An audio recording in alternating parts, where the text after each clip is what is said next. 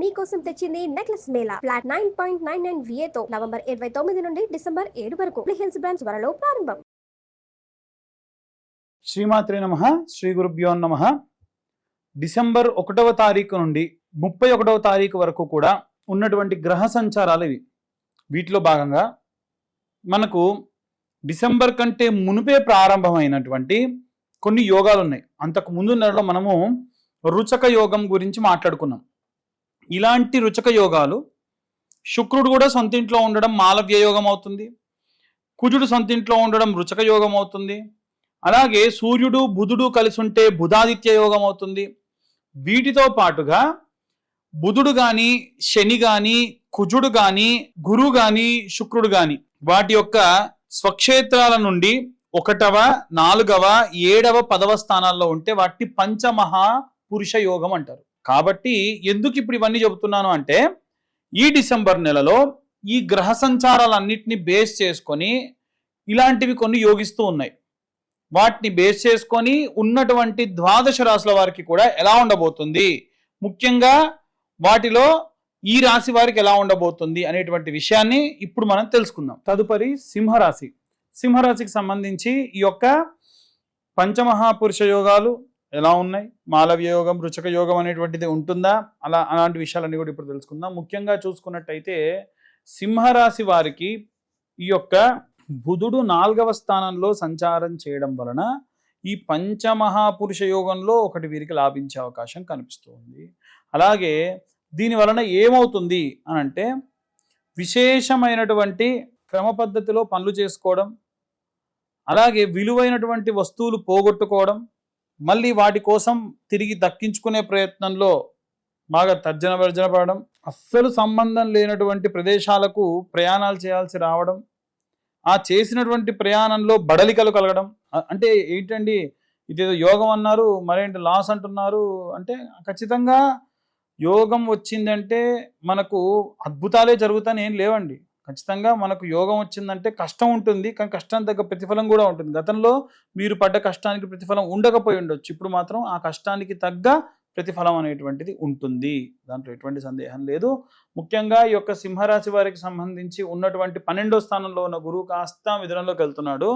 ఎప్పుడైతే ఈ డిసెంబర్ 8వ తారీఖు దాటిన తర్వాత నుండి ఈ యొక్క 8వ తారీఖు నుండి 2 నెలల పాటు గురువు ఏకాదశ స్థానం అంటే సెకండ్ సోర్స్ ఆఫ్ ఇన్కమ్లోకి వెళ్తున్నాడు, అప్పుడు వీరికి లాభిస్తుంది.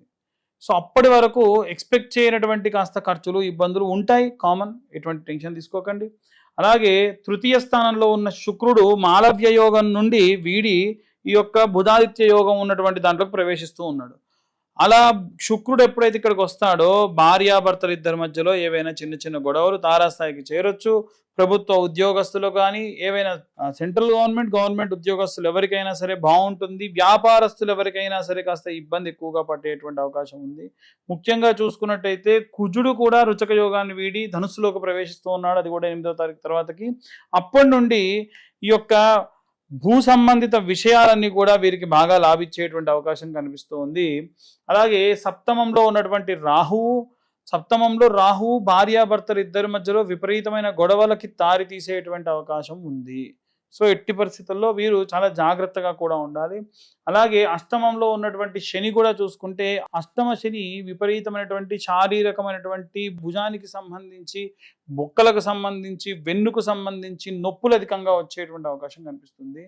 ఇవన్నీ కూడా చూసుకుంటే చూడండి, ఈ బుధుడు మనకి 1, 4, 7, 10 స్థానాల్లో ఉన్న గురువు శుక్రుడు శని కుజుడు ఎవరున్నా సరే, ఇప్పుడు కుజుడు స్వక్షేత్రంలో ఉంటే అది కనుక మీ లగ్నం అయితే అది అద్భుతంగా ఉంటుంది. అది ఎప్పుడైతే వీడుతుందో ఉండదు. శుక్రుడు కూడా చూడండి తులారాశి వారికి మాలవ్య యోగం ఉన్న రోజులు బాగుంటుంది, అది వీడుతున్నప్పటి నుంచి ఇబ్బందిగా ఉంటుంది. కాబట్టి ఇవన్నీ కూడా గోచార రీత్యా చెప్పేటువంటి విషయాలు మాత్రమే. డీటెయిల్డ్గా మీరు కనుక జాతకం కావాలనుకుంటే మీ పేరు, మీ date of birth, time, place ఉంటేనే మనం జాతకం చెప్పొచ్చు. డేట్ ఆఫ్ బర్త్ టైం లేకుండా నేనే కాదండి ఎవ్వరు చెప్తా అన్న జాతకాన్ని నమ్మకండి. పేరుతో అందరూ ఒకేలా ఉండరు. అందరూ కూడా ఏంటంటే పేరు గల వాళ్ళందరూ ఒకేలా ఉండరు కదా అని చెప్తే కూడా మళ్ళీ మా పేరుతో చెప్పండి అంటూ ఉంటారు. ఎట్టి పరిస్థితుల్లో అది పేరుతో చెప్పడం కుదరదు. మీ పేరు, date of birth, time, place ఉంటేనే కింద ఉన్న నెంబర్ కాంటాక్ట్ చేయండి, డీటెయిల్గా జాతకం గురించి తెలుసుకోవచ్చు. అలాగే ఈ జాతకంలో విశేషంగా 16 భావచక్రములు, దశాంతర్దశ, విదశ, అష్టక వర్గ, నవాంశ, ద్వాదశాంశ ఇవన్నీ కూడా డీటెయిల్గా మీతో మాట్లాడడం, వాటి గురించి ఎక్స్ప్లెయిన్ చేయడం కూడా జరుగుతుంది.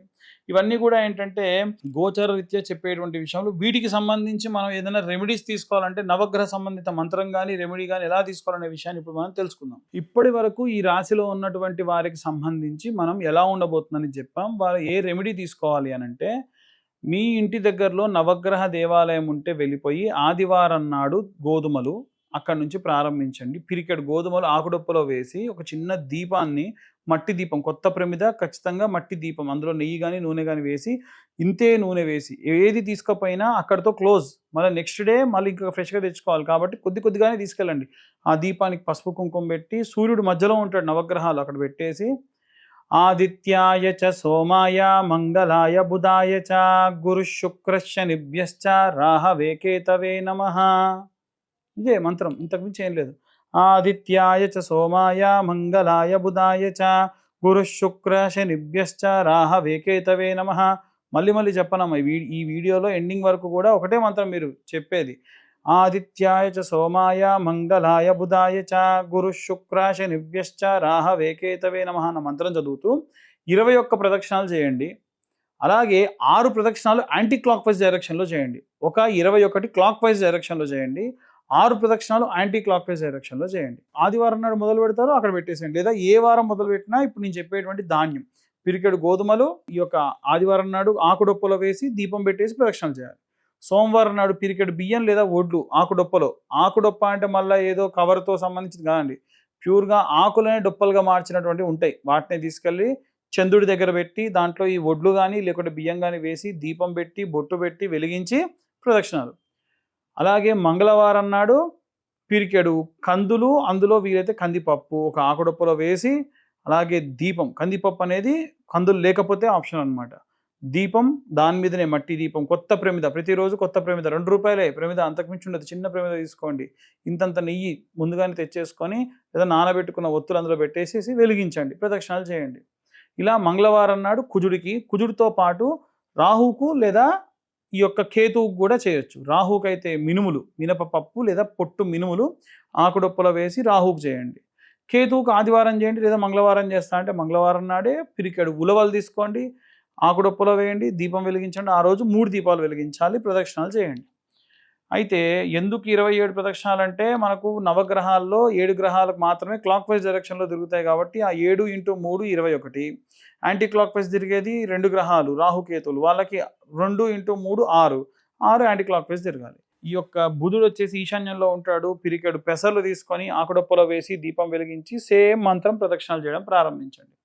అలాగే ఉత్తరం వైపు అంటే నార్త్ సైడ్ ఉంటాడు, అక్కడ పిరికెడు శనగలు ఒక ఆకుడొప్పలో వేసి దీపం పెట్టేసి 21 ప్రదక్షిణాలు clock wise and anti clock wise ఒక 6 ప్రదక్షిణాలు చేయండి. ఆఖరిలో విశేషమైన మంత్రం ఇంకోటి చెప్తాను, అది కూడా చేద్దురు కానీ వీడియో మొత్తం చూడండి.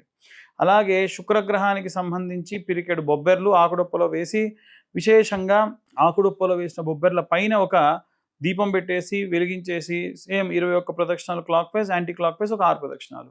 అలాగే శనేశ్వరుడి దగ్గర పిరికెడు నువ్వులు ఆకుడొప్పలో వేసి దీపం పెట్టండి, ప్రదక్షిణాలు చేయండి. Same 21 + 6 anticlockwise. రాహుకేతువుల దగ్గర మినుములు, అలాగే ఉలవలు. అయితే శుక్రవారం నాడు శుక్రుడి దగ్గర, గురువారం నాడు గురువు దగ్గర, శనివారం నాడు శని దగ్గర. ఈ రాహుకేతువులకు మంగళవారం నాడు పెట్టమని చెప్పాను, పెట్టేయచ్చు. ఆదివారం వస్తే మళ్ళా ఈ నెల రోజులు కూడా ఇదే విధంగా రోజు పిరికెడేగా, పిరికెడు గోధుమలేగా, రోజు పిరికెడు ఇవేగా. ఒకటేసారి మీ ఇంట్లో ఒక ½ కేజీ తెచ్చుకుంటే మీకు ఈ నెల రోజులకి సరిపోతాయి. ఎందుకంటే మీరు పెట్టేది కరెక్ట్గా 4 వారాలు, అంటే 4 పిరికెళ్ళు మాత్రమే. కాబట్టి ఈ విధంగా చేసుకోండి. విశేషంగా నవగ్రహ సంబంధిత దోషం అనేటువంటిది పోతుంది. వీటితో పాటు మీరు నిత్యము కూడా రుద్రాభిషేకం చేసుకోండి. ఊరుకోండి పంతులు గారు, మేము ఎక్కడ రుద్రాభిషేకం చేస్తాం అంటారు, నాకు తెలుసు. మనం ఫోన్లో రీల్స్ చూడడానికి డేటా ఉంటుంది, ఇలా ఏలు పైకడానికి టైం ఉంటుంది. రుద్రాభిషేకానికి ఎందుకు ఉండదు? ఉంటుంది. రోజు పొద్దున్నే స్నానం చేయగానే ఇంత బౌల్ తీసుకోండి, దాంట్లో ఇంతే ఉంటాయి మీకు స్ఫటికం లింగాలు దొరుకుతాయి, తెచ్చిపెట్టుకోండి. నంది కూడా గిన్నె బయట పెట్టుకోండి, నందిని ఎదురుగా గిన్నె బయట. మీరు యూట్యూబ్లో రుద్ర నమ్మక చమకం ఒకసారి డౌన్లోడ్ చేసుకోవచ్చు. దాన్ని యూట్యూబ్లో ఉన్న లింక్ని కన్వర్ట్ టు MP3 ప్లేయర్ అని చెప్పేసి MP3లో కన్వర్ట్ చేస్తే రోజు యాడ్స్ ఉండవు, యాడ్స్ లేకుండా ప్లే చేసుకోవచ్చు. మీరు ఒక కోరిక కోరుకొని నీళ్లు తీసుకొని పోస్తూ ఉండండి.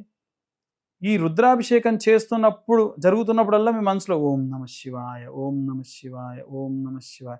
మీరు నేనేమి గుడికి వెళ్ళి అన్ని వేలు పెట్టి ఇన్ని వేలు పెట్టి చేయించుకోమనట్లేగా, మీ ఇంట్లో మీరే చేసుకోవచ్చు కదా. అలా ఈ యొక్క రుద్రాభిషేకం చేయండి.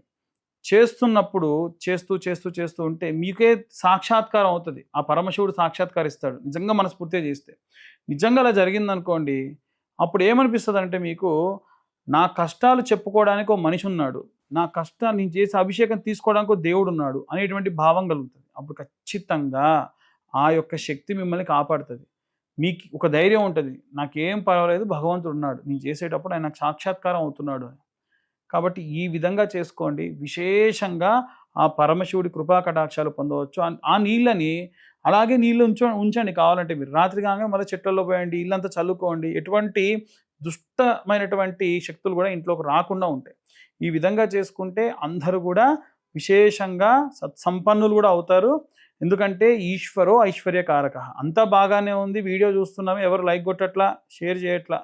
నేను చెప్పేటువంటి మ్యాటర్ ఏమైనా ఇన్ఫర్మేటివ్గా ఉంటే వీలైనంత మందికి షేర్ చేయండి, లైక్ చేయండి, సబ్స్క్రైబ్ చేసుకుంటే నాబోటి వాడికి ఏంటంటే పలానా బాలచంద్ర శర్మ చెబితే వింటున్నారని చెప్పేసి నలుగురు సబ్స్క్రైబ్ చేసుకున్నారని చెప్పి నన్ను కూడా ఇంకా వీడియోలు చేయడానికి మా ఛానల్ వాళ్ళు కూడా హెల్ప్ చేస్తారు. లేకుంటే నేను రావడం మానేయాల్సి వస్తుంది. కాబట్టి కొంచెం అందరు కూడా ఆ ప్రకారంగా చేయండి.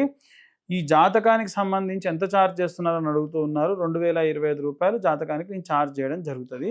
సర్వే జన సుఖినో భవంతు. స్వస్తి.